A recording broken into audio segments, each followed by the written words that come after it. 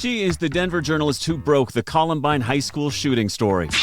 Gunfire at Columbine High School. Here's Steve Davis. And she's witnessed Colorado history over 35 years.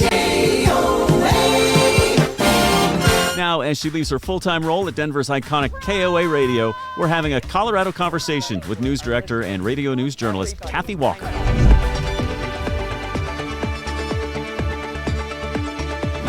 We are having a Colorado conversation on one of my favorite subjects, that is the news, and I can't think of a better person to talk with about that subject than Kathy Walker, longtime news director of KOA News Radio here in Denver, and just sort of making a career shift here in the last few weeks, right, Kathy? I'm calling it a transition, a ramp down, working part-time now. So you have been at KOA for 35 years, and when you think about all of the huge stories that have happened in Denver over the last 3.5 decades, you've been a big part of that, and we're going to talk about that, some of the stories that have stuck with you, Great. And some of the changes happening in the news business, especially when it comes to radio, because there's a lot changing, as you know. But first I want to talk about how you got here. It's so curious. You've been an eyewitness to everything that's gone on in this city for 3.5 decades. How did you wind up here? Where'd you grow up? Where'd you go to school? Where'd you start in your career? I grew up in Pueblo. I'm an actual Colorado native. Me too. Wow. How about that? There aren't very many of us. There are not many of us.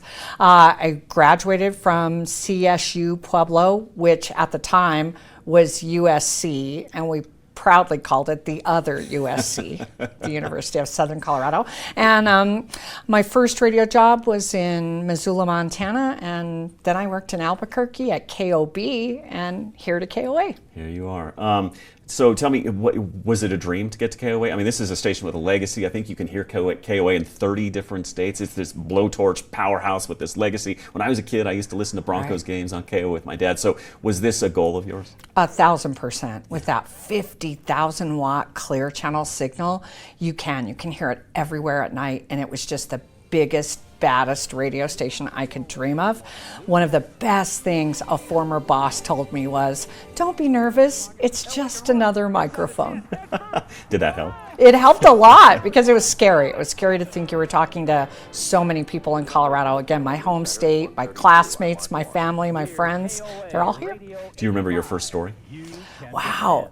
The day I walked in the door, the Lyman tornado happened. Oh, wow. So that would have been, was what year was that? Pretty dramatic, 1990. Wow. And it happened at night, which was really unusual to have a nighttime tornado that really flattened the town of Lyman. Yeah. We flew the helicopter at night, and the helicopter's lights were really the first glimpse of how bad the damage was. Wow. No power in the town. No one really knew. At that point, we had ways to get the radio transmission back, but we literally the reporter who went, it was not me, interviewed people on the ground, and we flew the tape back in order to put it on the air. Those were different days. When you talk about the resources that went into putting a story like that on the air, those resources just aren't there anymore. And we can talk more about that in just a few minutes. But I do wonder, when you had that first day experience, were you like, oh boy, am I ready for this? Or did you know right away you got this? You did worry because there were so many talented broadcasters around me. I mean, I'm so lucky that I worked around Jerry Bell, Mike Rosen, Dave Logan. I mean, there were just so many talented people in the room. It was just stunning. Yeah. When you think back on 35 years, what are the 2 or 3 biggest stories that come to mind, and how did they change you as a journalist and as a person once you covered them? Wow, Columbine has to be the story. Yeah. I was on the air. All the morning crew had left. I got the word, called Steve Davis, who at that point was the Jeffco PIO, and he answered my phone call. I don't think he answered anyone else's phone call prior to noon, and so I jumped on the air right after Paul Harvey. We can remember all those days, right? Yeah. And I broke the news that we knew there'd been a shooting at Columbine High School. Gunfire at Columbine High School. Here's Steve Davis. We mobilized people all over the community, hospitals, everywhere. Everybody helped that day. Yeah. And I was on the air for hours and hours and hours, maybe till 7 or 8 o'clock, from noon to 7 or 8. And then I left and went to a Jeffco Schools news conference at 10:30 at night. It was just one of those days that sadly just broke your heart, and it never ended. It just seemed never to end. And it's kept going in the 25 years since. Do you think it's because of your previous relationship with Steve Davis that he knew to pick up the phone and answer your question? It's not me. No. It's KOA. Okay. You know, it was that kind of a radio station that people knew they would get the information right away. We knew we had parents listening. I don't think I was nervous that day being on the air until a couple things happened. They came in and told me that the hospitals across Denver were playing KOA in the hallways of the hospitals because they needed information and couldn't get it any other way. They whispered in my ear that the president was getting ready to speak about it, and we were like, what? It just seemed impossible that the president was going to talk to us about Columbine. And Jeremy, it was the only time, and you will understand this, it was the only time in my existence at KOA where I was told off the air that the federal government was preparing to take over the airwaves of KOA. Wow. Because of its license, because it's a 50,000 watt clear channel station with a very special license, the government has the right to use it as an emergency broadcast situation. So Columbine, 9/11, those were days where I was told it could happen. Interesting. I didn't even know that was really a thing, but wow. Going back to Columbine, did you talk about how the hospitals were playing you guys, how everybody was tuned in. Was it in moments like that that you really understood the profound impact of the power of radio news and what you guys were doing? Right, because we knew people could listen in their cars. We knew that there just weren't communication abilities like there are now, and that it was so important. It was so important for us to be accurate. It was so important for us to be live. We were hearing from parents going, I'm looking for my children. Where are they? It broke your heart. Yeah. Why do you think it's still sort of the barometer by which all school shootings are measured? Why is it the one that has this special, odd place in folklore in America? I think it was so tragic. I will also say, and you can understand this, I'm sure, that we didn't really know the details until the next day, that we were just on pins and needles waiting and waiting and waiting for more information. We went to bed thinking there could have been 50 people dead in the school. We didn't know that. Yeah. And so I will say it's both things. It was the tragic, shocking nature of it, and it was the slow roll of the information that made it terrifying. Terrifying. It's also one of those stories that you can't get away from, and you wouldn't want to get away from it. You know, over the years, we've covered anniversary stories. I remember seeing you at Columbine at the 20th remembrance when they brought families in for us to talk to. What's the relationship been with those families? Have you sort of developed a bond with them that you didn't anticipate? It's been wonderful and heartwarming. For years, KOA held an event for the Never Forgotten Fund. We raised money and gave away scholarships in the name of everyone who passed away at Columbine.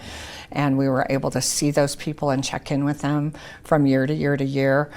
Probably over the last 10 years, less so, but it's just been one of those things where we're just happy to give those people a hug. We know we watched anyway, what they went through. It was just heartbreaking. It's strange because on most stories, as a journalist, you can sort of have this distance because, you know, day in and day out, you're covering any number of bad things that might happen. But with a story like Columbine or the Boulder King super shooting, this is your community. This is where your kids go to school or where you grocery shop. And it does sort of create this strange bond that you don't anticipate as a journalist, right? Like, it's strange. No, I covered the Catholic kids' funerals.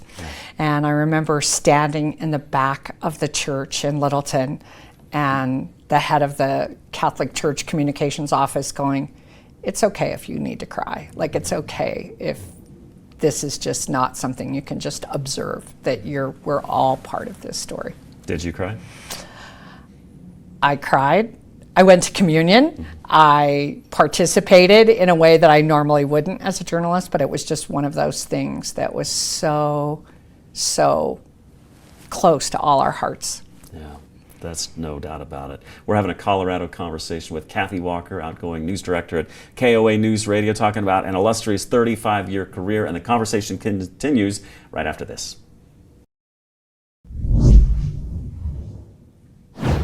back now having a Colorado conversation with good friend Kathy Walker from KOA News Radio. 35 years. Did you ever think you'd make it that long in this business? No, I really didn't. But I'm so grateful. I guess I was around people who just made it a joy to come to work every day. And so I'm so grateful. And for those who think that maybe you're leaving forever, you're not. You still got your foot in the door, right? I'm fading away. I'm working a little bit, anchoring, filling in when they need me, when somebody's on vacation. That feels very comfortable. What is it about news radio that is so different than any other medium that we can get our information from? There's something very appealing and familiar about it, right? It's very intimate. It's shocking how personal it is to many, many people, that while no one would necessarily recognize my face like they recognize yours, they recognize my voice. They start to trust you, I think, because they hear it in your voice when you're emotional. They hear it in your voice when you're happy. Do you have that happen when you're at the grocery store? Do people say, wait, I know your voice? Occasionally. It's really interesting. And people look at you and like, why do I know that voice? And you just kind of go, well, maybe you've heard me on the radio. Well, you mentioned some of the biggest stories that you've covered over the years, Columbine being the biggest probably, 9/11 too. So I'm guessing you were at work that morning too, right? I was not at work that morning. April Zespa, I flip on the radio, I hear April break in and say, a plane has hit, the World Trade Center tower. And we both know there's a World Trade Center in downtown Denver. And I went, what? And then she said New York City. And we all just put on our clothes and ran to work. I was on the air that afternoon for hours with Dan Kaplis. We were very concerned that maybe President Bush would be brought here to Colorado somewhere. Maybe they were going to hide him in Cheyenne Mountain. Like, there were just so many things we didn't know as the day developed. It was just a terrifying day. We just couldn't believe that it could happen on American soil. Yeah. You've also watched sort of the politics of Colorado change over the years. It's a lot different than it looked 35 years ago. We've gone from reliably purple to pretty blue these days. Yeah. What about that? Has it been interesting to watch that shift and the population growth and really to witness the Denver that exists now versus the one that was back in early 90s? Wow. I can remember when the biggest issue the mayor of Denver faced was snow removal. That's right. That'd get you thrown out of office if you didn't. Right? It practically did. Yeah. And the reality of now is that the problems are so much more complex. They're worldwide. The fact that we're dealing with immigration issues on the level that we are were something that I don't think I envisioned, that we would deal with so far from a border, so far from, highly politicized areas. Right. So that's been very interesting to watch. I think it's been fun to have all the movement and the growth in Colorado, and yet as a native, there's parts of it that go, oh, let's not put up another high-rise or another parking lot. Right.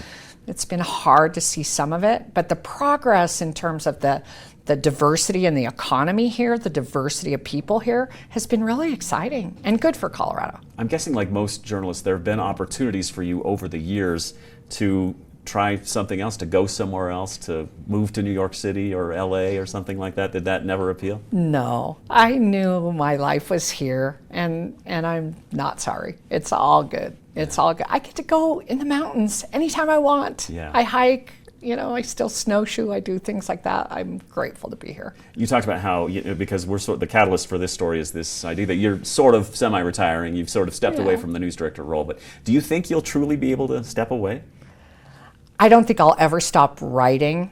Maybe I'll stop being on the air one day. That should be left to the next generation, but I don't think I'll ever stop writing. What is it about the writing that's so appealing? Because I agree, it's my favorite part of this job, but what is it the creative outlet of it? It's the creative outlet, and I'm going to say something that you'll either go, what? Or you'll think, great idea. I started out being a musician. I thought I would be a music major in college. And, my parents were like, you'll never make money, you'll be starving, you'll have a terrible life, that sort of thing. So what do? I do something else that's very random and rare. But the cadence of writing, the beat of writing, the emotion of writing means the same to me in music and in writing. Well, it's interesting because I think this profession is more art than science, really. Mm-hmm. It is a creative outlet, on par with music, probably, right? So there are some similarities. Yeah, to me it is very much like that. And I've always coached anchors on the radio if they understand musical terms. Okay. Like be staccato, be loud, be fortissimo. Like they get it. What makes a good radio news anchor? I think someone who writes and delivers in a way that you can hear the emotion in their voice, that you can hear the understanding in their voice, and the desire just to tell stories. Yeah. At the end of the day, that's really what it is, right? Telling stories about people, Yeah. Coloradans, and they're usually pretty fun stories to tell. So. Really fun stories. I've been so fortunate to be able to tell the greatest stories. Tom Sutherland being released as a prisoner, right? That was just so amazing. The Pope coming to Denver. There's just been so many great stories to tell. I'm guessing you've traveled the world a little bit doing this too, right? A little bit. I was very fortunate to do a RIAS fellowship, so I got to go to NATO, got to see Brussels, Berlin. I'm very fortunate. Yeah, we all are, to do this profession. I still feel lucky doing it, don't you? It's pretty great. We're having a Colorado conversation with Kathy Walker, one of my favorite Denver journalists from KOA News Radio, and we continue right after this. Back now having a Colorado conversation with Kathy Walker from KOA News Radio as she sort of transitions a 35-year-long radio broadcast career here in Denver. You'll still hear her on the radio, but you're no longer news director and you're just sort of shifting your role there a little bit. They did name the studio after you, though, at KOA. Tell me about I was so honored and so surprised. So yeah, there's a sign now that hangs outside of the news studio, not the talk studio, but the news studio that says Kathy Walker Studio. So I was really, really honored. And that's a rare honor. The only other person I know who's had that done is like Bob Barker on The Price is Right. You are in rare company. That's pretty cool. We've talked about the changing industry. Lord knows TV news is changing a lot. I don't think we'd even have a format for a show like this a few years back, but it just shows you how things are changing. How is radio news changing? How's consumption changing? And what are your concerns about the future of it?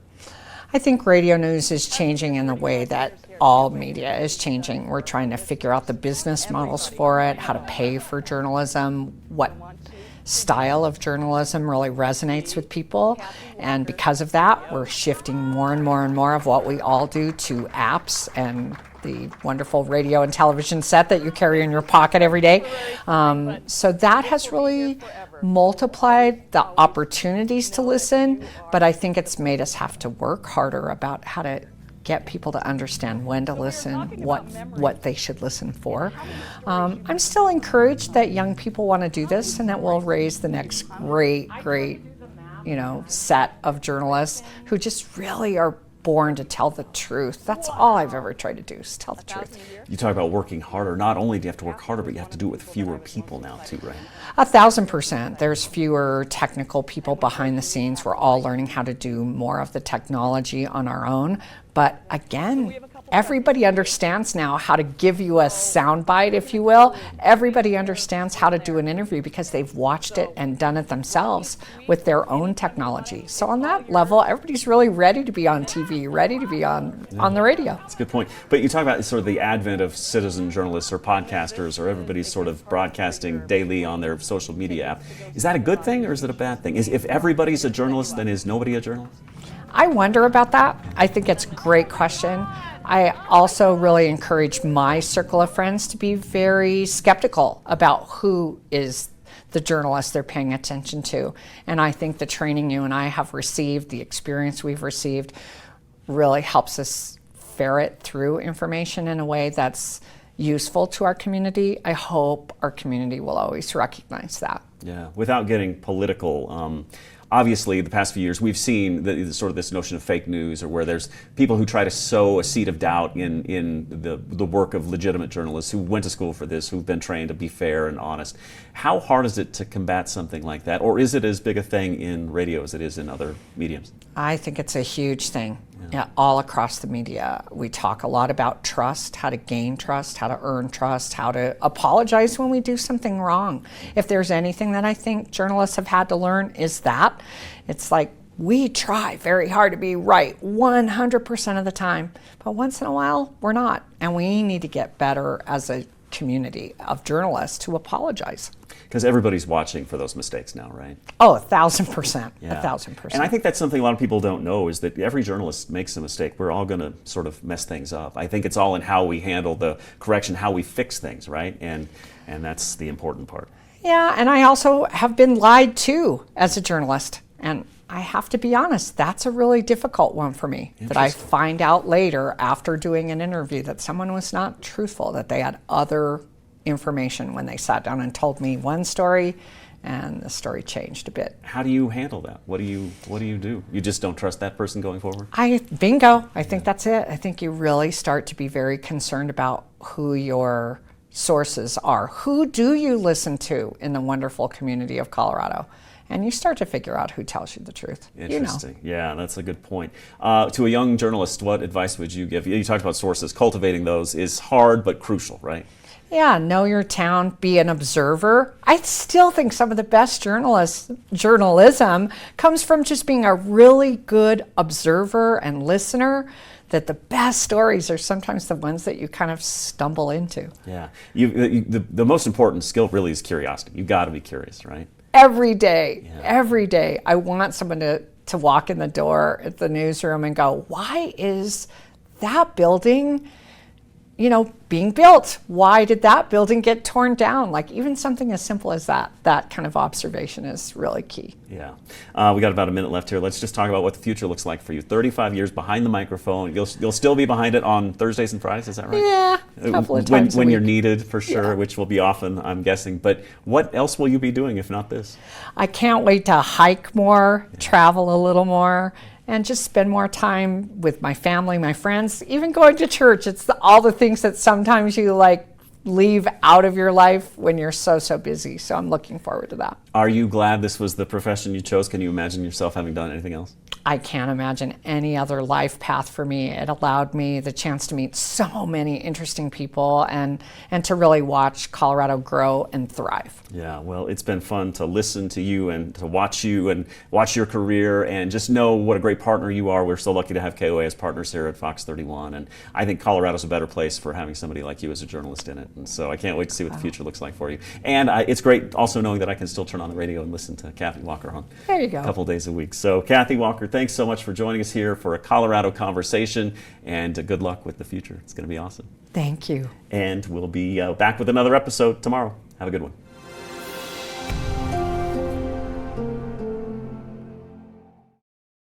Download Fox 31 Plus from your App Store.